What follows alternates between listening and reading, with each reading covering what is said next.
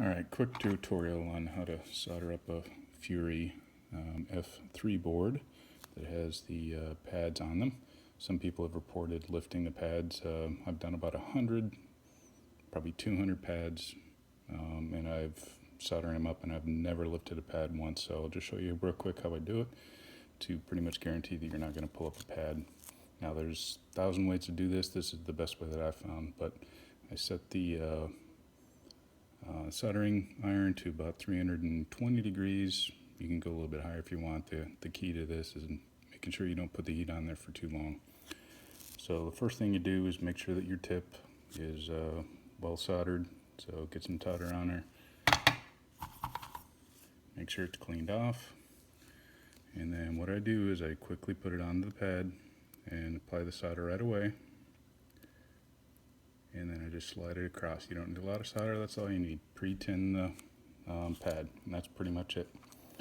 Now again with the wires, you got to make sure that they're pre-tinned as well, so strip them and make sure they're pre-tinned. So I've got one here that's pre-tinned.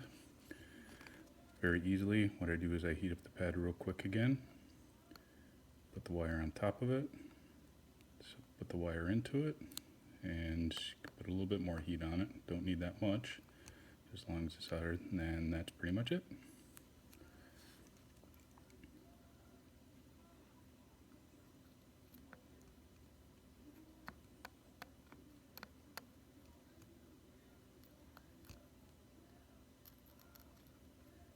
There you go.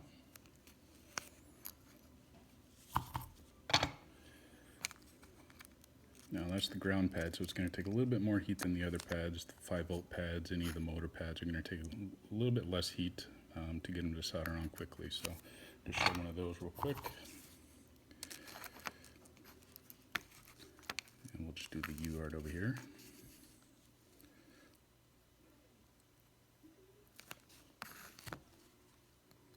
So quickly it took solder, that's it. Just enough to be able to get it pre-done.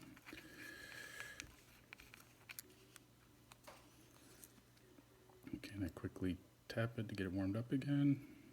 Push the wire into it, let it heat, and that's it.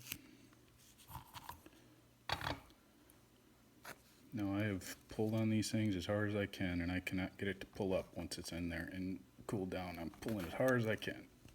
Cannot get it to lift. So there you go.